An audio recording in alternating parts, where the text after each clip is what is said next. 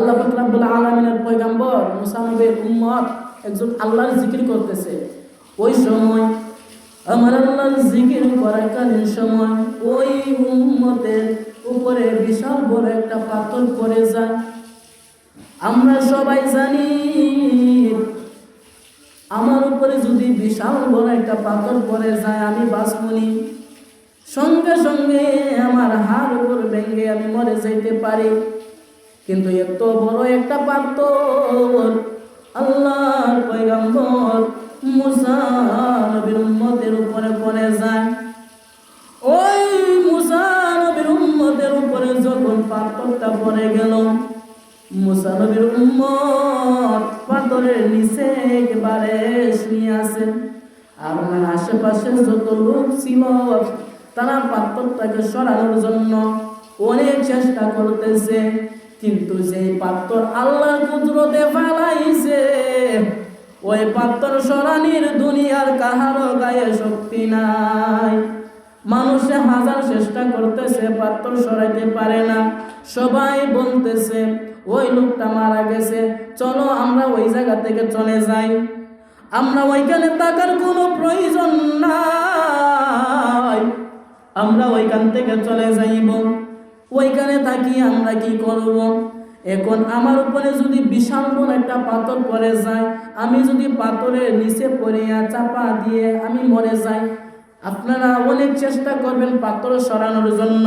যখন চেষ্টা করতে করতে ব্যর্থ হয়ে যাবেন, আপনারা কি আমার জন্য ওই জায়গা অপেক্ষা করবেননি? যার যার বাড়িতে সবাই চলে যাইবেন আর বলবেন ওই লোকটা ইন্তেকাল করেছে, ওই লোকটা আর বেঁচে নাই, ওই জায়গায় থাকার আমাদের কোনো দরকার নাই, চলো আমরা সবাই আমাদের হুজরায় চলে যাই। কিন্তু আমার আল্লাহ পাক রব্বুল আলামিন কুরআনের মধ্যে বলেছেন, ইখরিজুল হাইয়্যিতা মিনাল মাইয়িত, আমি আল্লাহ বাঁচাইতেও পারি, মারতেও পারি। আল্লাহ মরা থেকে জীবিত করতে পারে, তাতে কোনো সন্দেহ আসেনি, কোনো সন্দেহ নাই। আল্লাহ জীবিতরে মারতে পারে, মরারে বাঁচাইতে পারে। কিন্তু ওই মুসা নবীর উম্মতের উপরে এত বড় পাথর যখন পড়ে গেল, সবাই বলছে লোকটা মারা গেছে, আমরা ওই জায়গায় থাকার কোনো দরকার নাই, চলো আমরা যার যার কাজে চলে যাই। সবাই ওইখান থেকে চলে গেছেন। একদিন, 2 দিন, 3 দিন ন, 1 মাস, 2 মাস, 3 মাস ন, 1 বছর, 2 বছর, 3 বছর নয়, 300 বছর ওই বান্দা পাথরের নিচে, আর ওই পাথরটা ওই জায়গা থেকে সরে নাই, কেউ সরাইতে পারে নাই। ওই জায়গার মধ্যে পাথর 300 বছর পরে রে বাবা আল্লাহর কুদরতি বাতাসে পাথরটা সরাইয়া দিল। আর ওই জায়গায় যত মানুষগুলা কাজে ছিল, ওই মানুষগুলা দেখতেছে পাথরটা যখন সরে গেছে 300 বছর পরে, পাথরটা সরে যাওয়ার পর একজন জীবিত মানুষ আল্লাহ আল্লাহ আল্লাহ আল্লাহ জিকির করে ওইখান থেকে উঠিয়া দাঁড়ায় গেছে। বলেন না সুবহানাল্লাহ। ওই জায়গায় যত মানুষ ছিল সবাই তো একেবারে হতবাগা হয়ে গেছে, আর বলতেছে আসসালামু আলাইকুম ভাই, আপনি কে? কই আমারে চিনবাই না। কই আপনি ওই জায়গায় কি করেছিলেন?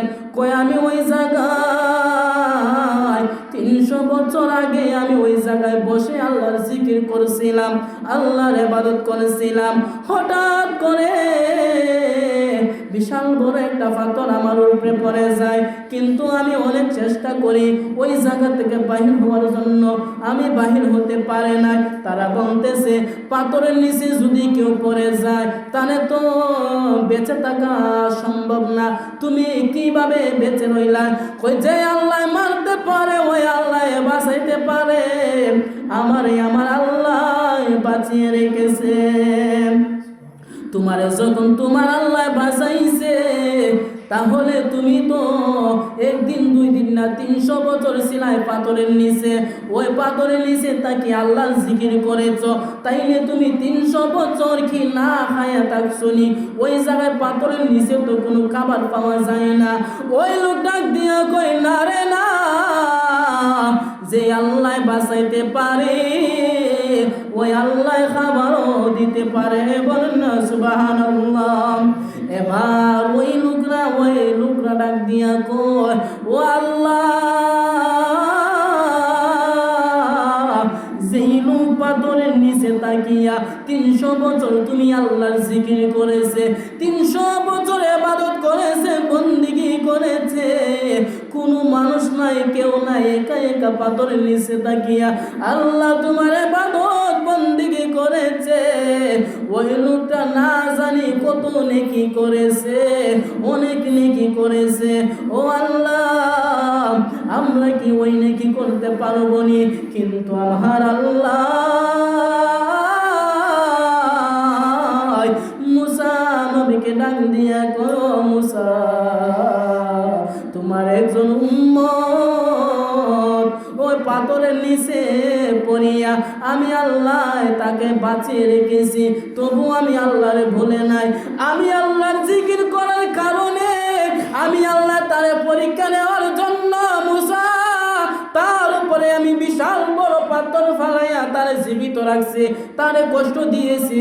দেখি আমি আল্লাহরে সে ভুলেনি, দেখি না না না, আমি আল্লাহরে সে বলে না, তার জবান দিয়ে আমি আল্লাহর জিকির উচ্চারণ করতেছে। এই জন্য তারে আমি 300 বছর রাখছি পাথরের নিচে। 300 বছর পরে পাথরের নিচ থেকে তারে আমি উঠাইলাম। ও মুসা, 300 বছর ইবাদত কইরা যত নেকি খামাইছে, তোমার উম্মতেরা বলতেছে আল্লাহ আমাদের কি সৌভাগ্য হইবনি ওইভাবে নেকি খামানোর? আমার আল্লাহ বলে, মুসা রে, তোমার উম্মত পাথরের নিচে তাকিয়া 300 বছর ইবাদত করেছে। আমি আল্লাহ ঘোষণা দিলাম, আমার নূরের নবীর উম্মত এক রাত যদি ইবাদত করে তার চেয়ে বেশি নেকি আমি দান করব। বলেন না সুবহানাল্লাহ। ওই মুসা নবীর উম্মত 300 বছর পাথরের নিচে তাকে ইবাদত করেছে, কিন্তু আমার আল্লাহ বলতেছেন, উম্মত, ও মুসা নবী, আমার আখির জামানা নবীর উম্মতে একদিন যদি ইবাদত করে তার চেয়ে বেশি নেকি আমি দান করব। এবার বুঝো আমার নবী কেমন দামি। এবার মুসা নবী 2 চোখের পানি ফালাইয়া কান্দে আর বলে, আল্লাহ, ও আল্লাহ, আমার মুসা নবী না বানাইয়া আমার যদি আখিরি জামানা নবীর উম্মত বানাইতা আমার জীবনটা ধন্য হইতো। আল্লাহ কোরআনের মধ্যে বলেছে, কুল্লু নাবিয়্যু মাসুম, কুল্লু নাবিয়্যু মাসুম, সমস্ত নবীরা হচ্ছে মাসুম, সমস্ত নবীরা হচ্ছে মাসুম, তাদের কোনো গুনাহ নাই, তাদের কোনো গুনাহ নাই, গুনাহ নাই, সবাই হচ্ছে মাসুম। এখন মাসুম নবী হইয়াও যদি বলে, ও আল্লাহ, আমারে আখিরি নবীর জামানার উম্মত বানাইলা না কেন? আমারে নবী না বানাইয়া যদি উম্মত বানাইতা আমার জীবনটা বড় ধন্য হতো। ও আল্লাহ, আমি বড় ভাগ্যবান হইতাম। কিন্তু মুসা নবীর জীবনে কোনো গুনাহ নাই, কোনো নবীর জীবনে কোনো গুনাহ নাই। ওই গুনাহ ছাড়া, গুনাহবিহীন নবী হইয়াও আমাদের নবীর উম্মত হওয়ার জন্য আল্লাহর দরবারে চোখের পানি ফালাইছে। কিন্তু আমরা তো গুনাহ মুক্ত, আমরা তো গুনাহযুক্ত। আমাদের এমন কোনো মানুষ নাই আমাদের সমাজে দাঁড়াইয়া বলবে আমি কোনো গুনাহ করি না, আমার কোনো গুনাহ নাই। এমন কোনো ব্যক্তি পৃথিবীর জমিনে নাই সে বলতে পারে আমার কোনো গুনাহ নাই। আমরা সবাই তো গুনাহগার, আমরা সবাই গুনাহগার, কিন্তু কিন্তু আমরা একবার বললাম না, গুনাহগার হইয়াও একবার বললাম না, ইয়া রাসূলুল্লাহ নবী আমারে তোমার প্রেমিক বানায়া নাও, আমাকে তুমি একবার দেখা দাও। আমরা একবার বললাম না, আমরা গুনাহগার হইয়াও এই কথা আমরা বলতে পারলাম না।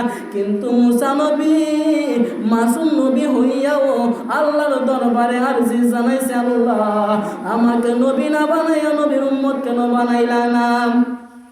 এইভাবে মুসা নবী এইভাবে কান্না করতে করতে করতে করতে অনেক কান্না করেছে। কিন্তু আল্লাহ বলে, মুসা রে, ও মুসা কান্না করিয়া লাভ নাই, তুমি শুকুর নামাজ আদায় করো। ওই মুসা নবী যখন নামাজ আদায় করলো, মুসা নবী 4 রাকাত ফরজ নামাজ আদায় করলো। 4 রাকাত ফরজ নামাজ আদায় করার পর ওই মুসা নবী যেই মাত্র 4 রাকাত নামাজ আদায় করলো, ও মুসা নবী 4 রাকাত নামাজ আদায় করার জন্য আমার আল্লাহ জোহরের নামাজ 4 রাকাত ফরজ বানাইছে। এবার আসরের 4 রাকাত ফরজ আল্লাহ কিভাবে বানাইছে? আসরের নামাজের সময় আমাদের জাতি পিতা ইব্রাহিম খলিলুল্লাহ 4 রাকাত ফরজ নামাজ আদায় করার জন্য আল্লাহ আসরের নামাজে 4 রাকাত ফরজ দিয়েছে। এবার মাগরিবের নামাজের সময় 3 রাকাত ফরজ কেন হইল? মাগরিবের সময় তো 4 রাকাত ফরজ নামাজ হওয়ার কথা, কিন্তু 3 রাকাত কেন হইল? আল্লাহর পয়গম্বর দাউদ আলাইহিস সালাতু ওয়াস সালাম আল্লাহর দরবারে তওবা করতেছে। তওবা করিয়া নামাজের মধ্যে দাঁড়ায় গেছে। ওই সময় 5 ওয়াক্ত নামাজ পড়ার কোনো বিধান ছিল না। 5 ওয়াক্ত নামাজের বিধান হয়েছে আমার নবীজি দুনিয়ায় আগমন করার পর। আর অন্যান্য নবীরা সময় যেভাবে মন চায় ওইভাবে নামাজ আদায় করেছে। কিন্তু দাউদ আলাইহিস সালাম আল্লাহর দরবারে তওবা করতেছে আর আল্লাহকে বলতেছে, আল্লাহ ও আল্লাহ আমি শুনেছি আখিরি জামানার নবীর উম্মত নাকি অনেক দামি। আল্লাহ আমাদেরকে ওই নবী না বানাইয়া নূরের নবীর উম্মত কেন বানাইলাই না? ওইভাবে দাউদ আলাইহিস সালাম নামাজের মধ্যে দাঁড়াইয়া গেল। নামাজের মধ্যে দাঁড়াইয়া সূরা ফাতিহা একবার তেলাওয়াত কইরা এবারের পর তওবার আয়াত তেলাওয়াত করতেছে, ইয়া আইয়ুহাল্লাযিনা আমানু তুবু ইলাল্লাহি তাওবাতুন নাসুহা। তওবার আয়াত তেলাওয়াত করতে করতে যখন মাগরিবের নামাজের সময় দাউদ আলাইহিস সালাম 4 রাকাতের নিয়তে নামাজের মধ্যে দাঁড়াইছে। 4 রাকাতের নিয়তে যখন নামাজে দাঁড়াইয়া 1 রাকাত 2 রাকাত 3 রাকাত যখন পড়ে নিল, 3 রাকাতের সময় যখন তওবার আয়াত শেষ কইরা রুকু দিয়া সিজদা যখন দিব, 2 সিজদা দেওয়ার পরে যখন উঠিয়া দাঁড়াইব, ওই সময় আল্লাহ বলে, দাউদ তোমার তওবা কবুল, তুমি এখন বসে যাও। দাউদ নবী 4 রাকাত ফরজ পুরা করতে পারে নাই। এই জন্য 3 রাকাতের সময় আল্লাহ বলছে, দাউদ রে, ও দাউদ তোমার তওবা আমি আল্লাহ কবুল করে নিলাম, তুমি এখন বসে যাও, তুমি নামাজ শেষ করে দাও, তুমি মুনাজাত ধরো। দাউদ নবী 3 রাকাতের সময় যখন দাঁড়াইতে চাইল, আল্লাহর হুকুম পায় আর দাঁড়াইতে পারে না, সঙ্গে সঙ্গে বসে গেছে। বসিয়া দাউদ নবী নামাজ শেষ করলো। নামাজ শেষ করার সময় দাউদ নবী নামাজ শেষে আল্লাহকে বলতেছে, আল্লাহ